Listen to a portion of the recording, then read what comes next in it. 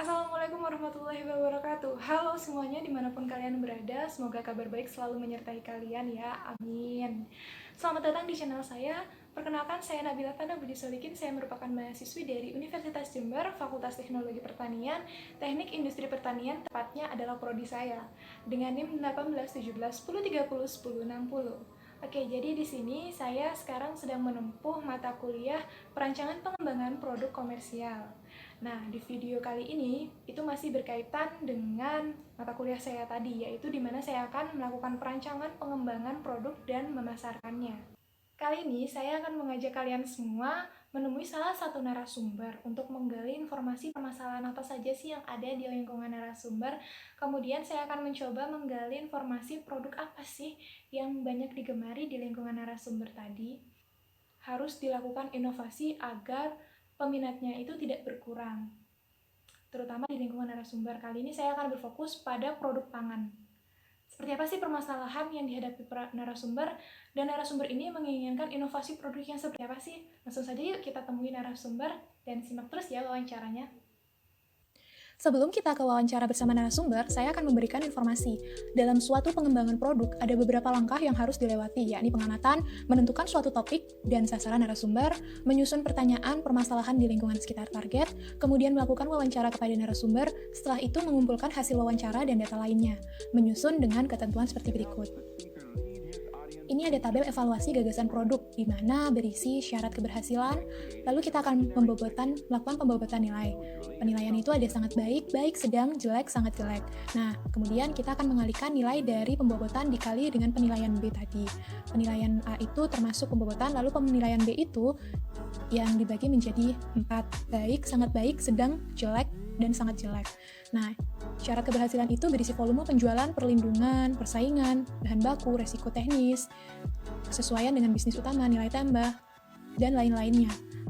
Setelah membuat tabel evaluasi gagasan produk, kemudian kita bisa lanjut melakukan set factor for your project, atau tetapkan faktor untuk proyek yang akan kalian pilih. Pahami peluang-peluang yang ada di sekitar lingkungan target melalui peluang ekonomi yang akan ada, dampak yang akan didapat oleh warga sekitar, nilai estetiknya dari produk itu bagaimana, identitasnya bagaimana, dalam hal teknologi itu akan dikembangkan sebagai gimana, terus kualitas yang tetap dapat terjaga dengan baik jika akan dikembangkan. Kemudian tidak lupa untuk tetap memikirkan nilai tingkat ergonomis dari suatu produk. Salah satunya nilai ergonomis itu bisa dilihat dari segi kemasannya. Kita bisa melihat ini ada set factor your project, ada dari sosial, ekonomi, teknologi, seperti ini ya contohnya. Lalu seperti ini juga. Sekarang kita wawancara dulu yuk. Kita lihat permasalahan apa sih yang ada sebenarnya. Oke, halo semuanya. Jadi saya di sini sudah bersama dengan narasumber saya, yang dimana narasumber kali ini merupakan seorang mahasiswa juga, dan jadi saya akan langsung melakukan wawancara. Oke, selamat pagi kakak. Selamat pagi. Gimana nih kabarnya hari ini? Alhamdulillah sehat walafiat. Alhamdulillah ya, sehat. Jadi sebelumnya terima kasih telah meluangkan waktunya untuk menjadi narasumber kali ini. Kalau kakak berkenan nih, mau nggak sih kakak perkenalkan diri biar yang lainnya juga tahu nih, kalau bisa tahu informasi tentang kakak. Ya, nama saya Rizky Melestewati, saya berusia 21 tahun. Saya merupakan mahasiswa dari Universitas Jember angkatan 2018 dan sekarang sedang menempuh semester 5.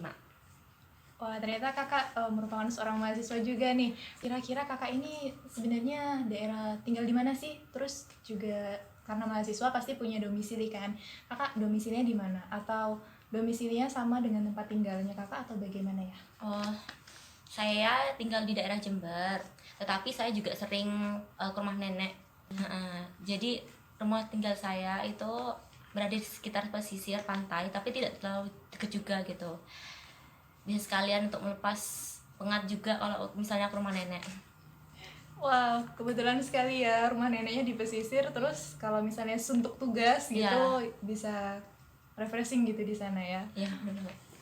Kakak kalau misalnya di daerah pesisir itu berarti tidak hasil dengan hasil lautnya ya?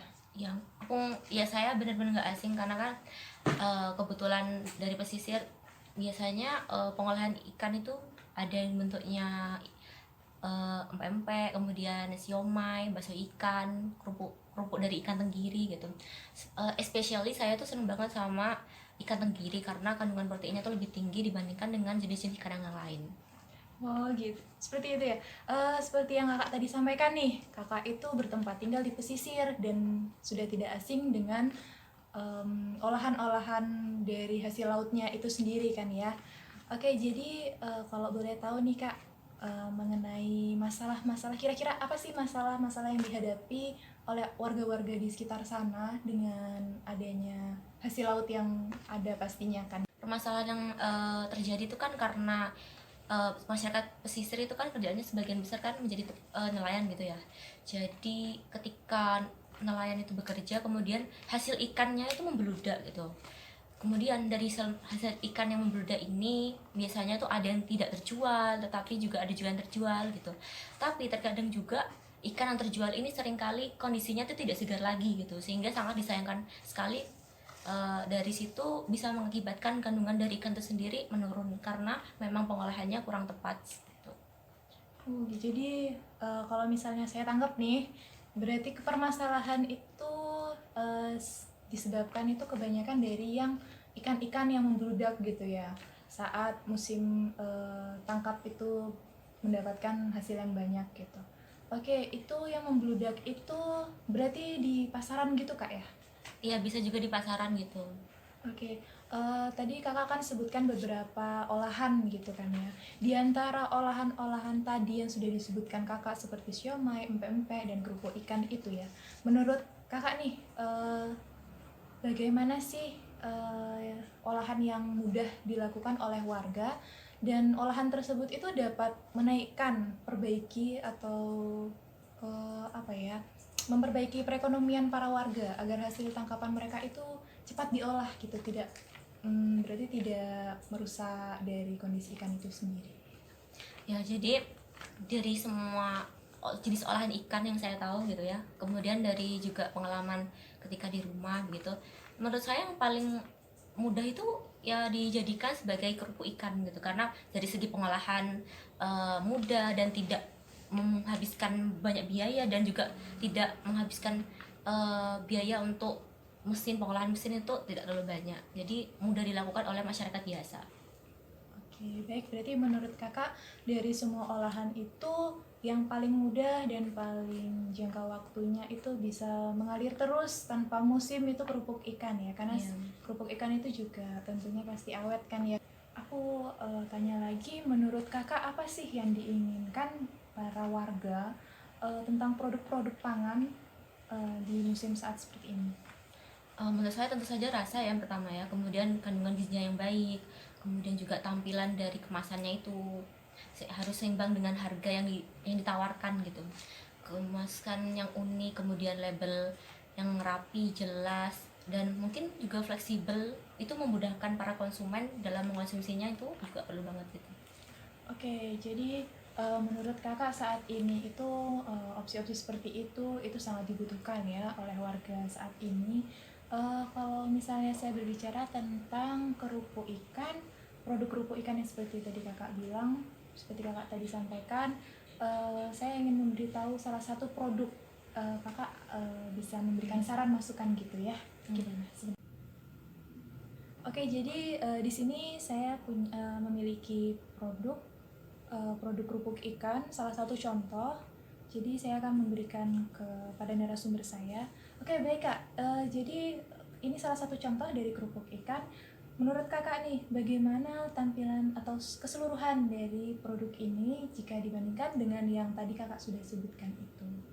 Menurut saya di sini sebenarnya sudah lumayan bagus, tapi dari kemasannya mungkin bahan kemasannya perlu diperhatikan lagi gitu, karena kan ini plastik, mungkin bisa mempengaruhi dari mutu dari kerupuk ikannya sendiri. Kemudian di sini harus ada seperti label dari BPOM, kemudian kalau mungkin UMKM bisa PIRT ya, kemudian ada tanggal kadaluarsa dan juga ada label halal juga. Oke. Label kemasannya, komposisi gizi juga perlu. Oke, Di masa yang seperti ini nih, yang saat ini itu, mengapa sih hal-hal seperti itu dibutuhkan banget sama para masyarakat, terutama bagi para lingkungan warga sekitar di pesisir pantai itu sendiri? Karena itu produk itu kan intinya gitu menyajikan rasa yang enak gitu ya, kualitas lah gitu. Dari warnanya juga menarik, kemudian tapi warna dari kelompok ikannya itu tidak mencolok gitu, tidak terlalu mencolok karena tambahan pangannya. Kemudian kemasan unik dari labelnya tuh, label informasinya produk itu harus jelas dan sebagainya, juga dapat membantu meningkatkan penjualan produk itu sendiri dan mampu bersaing di pasaran. Itu menguntungkan sih untuk pesisir warga di sana, karena kan bisa meningkatkan daya tingkat Perekonomian warga gitu ya. perekonomian warga. Oke, menurut kakak nih, dari tadi yang sudah kakak lihat ini ya produknya itu, kira-kira inovasi yang kakak berikan itu perlu nggak sih inovasi dalam produk ini? Gimana nih kak? Menurut saya perlu ya gitu, mungkin dari kemasannya itu bisa dikemas lebih lagi gitu, dari bahan kemasan, kemudian labeling dipercantik lagi labelingnya, kemudian untuk bisa juga kemasan dari produk ini di set dengan kemasan yang 250 gram, 500 gram gitu, bisa juga. Jadi di sini saya kebetulan sudah menyiapkan desain baru dari produk yang lama tadi itu. Contoh selain yang tadi kakak sebutkan, dan keinginan apa yang kakak inginkan dari produk itu tadi gitu. Fokusnya kepada kerupuk ikan tenggiri ya. Ya. Kalau dari saya sendiri sih mungkin lebih ke label kemasan tersebut itu kurang menunjukkan ciri khas gitu ya, atau dari brandnya sendiri. Kemudian saya harap saya ketika membeli produk itu bisa dengan variasi ukuran kemasan, kemudian kemasan kerupuk yang sudah dibuka itu bisa ditutup kembali lagi dengan mudah gitu, dan tidak mengakibatkan produknya tuh melempem atau teksturnya tidak seperti yang awal. Kemudian label halal tentunya harus ada, dan kandungan gizinya tuh, komposisi bahan dan komposisi gizinya tuh lengkap seperti itu. Berarti kayak yang saya tangkap ini, kerupuk itu kan cepat sekali setelah dibuka kemasannya itu melempem ya kak ya. Jadi di sini kakak itu sangat ingin kalau ketahanan dari kerupuk itu tetap renyah ya kak ya. Iya, renyah. Oke. Jadi saya langsung saja, saya coba kasih dengan desain terbaru dari saya. Kakak silahkan nih, kalau boleh lagi saya meminta saran dan masukan gimana dari desain baru ini. Menurut saya cukup bagus sih ini sudah lengkap sekali, ada label halal, kemudian ada PIRT, kemudian ada tempat produksi, kemudian ada komposisi bahan, tanggal kedaluarsa, kemudian juga ada di sini neto dan berat bersih. Ini cukup bagus karena juga dari desain kemasannya ini menarik sekali, bisa dibuka tutup juga kemasannya, cukup menarik. Satu lagi ya, mungkin kalau menurut saya ini harga diutamakan gitu ya, kualitas yang baik tetapi harga yang pas dan cukup di dompet gitu. Dan tetap ekonomis gitu kayak di kantong mahasiswa terutama ya. Iya, bener banget. Kemudian juga bisa ditemukan di mana-mana gitu. Kita mudah cari di supermarket, di pasar itu, wah harus mudah ditemukan oleh masyarakat gitu supaya bisa cepat membeli. Oke, jadi di mana tempat kita, kalau misalnya saya tanyakan di mana sih pengen ditemukan produk itu, berarti seluruh konsumen itu membutuhkan produk yang dapat ditemukan di mana-mana gitu kak ya, dengan mudah gitu. Oke, baik kak, terima kasih nih atas waktu luangnya, dan terima kasih nih sudah mau menjawab semua pertanyaan-pertanyaan dari saya nih dan memberi masukan-masukan nih buat saya. Jadi kurang lebihnya saya sendiri pribadi mohon maaf nih jika ada kesalahan, dan sampai berjumpa di lain waktu ya kak. Iya. Terima kasih. Terima kasih. Setelah dari wawancara bersama narasumber, kita dapat menarik kesimpulan bahwa pengembangan produk yang tepat untuk warga pesisir yaitu kerupuk ikan, karena kerupuk dinilai memiliki keuntungan yang banyak. Mulai dari bahan yang mudah didapat, daya simpan yang cukup lama, makanan tersebut juga dapat dinikmati oleh berbagai kalangan. Saat ini banyak juga warga yang suka makan camilan ringan, bahkan yang dapat dijadikan sebagai lauk pelengkap makanan utama. Lalu kepraktisan yang selalu diutamakan di era saat ini dan dapat ditemukan dimanapun produk itu. Tampilan kemasan yang unik dan menarik lebih banyak diminati daripada rasa. Warga ingin memakan makanan yang sehat, bergizi, dan higienis, namun harganya tetap yang pastinya terjangkau. Kerupuk ikan sendiri itu pada dasarnya dihasilkan dari pencampuran daging ikan dengan pati dan air. Adonan ini kemudian dibentuk menjadi bulat atau lonjong lalu direbus dan dikukus. Adonan kemudian didinginkan, diiris, dan dikeringkan sampai kadar air mencapai 10%. Irisan dari kerupuk ikan yang sudah kering tersebut kemudian digoreng dengan menggunakan minyak goreng dan biasanya disajikan dalam bentuk makanan ringan atau bersama-sama dengan nasi sebagai lauk pauk. Ikan tenggiri tidak bersifat musiman, yang artinya ikan tenggiri akan tersedia sepanjang tahun. Pada musim-musim tertentu saja berkurang hasil tangkapannya sehingga menyebabkan harga bahan baku ikan tenggiri itu naik. Kerupuk ikan tenggiri sangat cocok dibuat camilan sehari-hari sehingga beberapa daerah menjadikan kerupuk ikan ini salah satu jenis produk oleh-oleh. Kerupuk ikan dapat dikelola pada industri kecil seperti industri rumah tangga. Maka tak jarang saat ini muncul berbagai jenis kerupuk ikan tenggiri di setiap daerah Indonesia. Semakin banyaknya minat konsumen terhadap produk ini menjadi pemicu munculnya industri-industri rumahan yang memproduksi kerupuk ikan tenggiri sehingga menimbulkan persaingan yang sangat ketat antar kualitas produk. Konsumen pasti akan memilih produk yang berkualitas. Nah, informasi-informasi dari narasumber tadi itu kita dapat dengan mudah untuk melakukan pengembangan produk. Jadi menyesuaikan produk kita dengan kemauan dari konsumen agar produk yang telah dikembangkan dapat bertahan di pasaran. Solusi ide dari saya sendiri untuk menyelesaikan masalah setelah melakukan wawancara bersama narasumber tadi adalah produk makanan ringan yang memiliki kandungan gizi yang baik dan memiliki rasa yang enak dengan tetap mempertahankan kehigienisan produk. Tampilan produk yang menarik perhatian, memiliki desain unik dengan harga yang terjangkau tentunya. Kemudian, produk itu menyediakan variasi ukuran menyesuaikan dengan kebutuhan masyarakat agar lebih praktis. Pemasaran produk yang luas sehingga produk dapat ditemukan di berbagai pasar dan menyesuaikan harga dan harga dapat terjangkau. Dalam kemasan sangat perlu dilakukan perbaikan dan dalam desain kemasan baru menurut konsumen telah memenuhi kebutuhan konsumen dan cocok untuk dipasarkan lebih luas lagi. Karena desain dengan kemasan baru itu dapat memberi keuntungan bagi konsumen sehingga konsumen lebih menyukainya. Desain kemasan yang memiliki bentuk standing pouch memudahkan dalam penyimpanan, mudah diletakkan dan tidak mudah jatuh. Kemasan dengan ziplock setelah dibuka jika masih ada sisa kerupuk di kemasan dapat ditutup kembali dan kerenyahannya itu dapat terjaga, tetap bertahan renyahnya. Informasi pada labeling juga sudah lengkap, sehingga konsumen akan merasa nyaman dan produk tersebut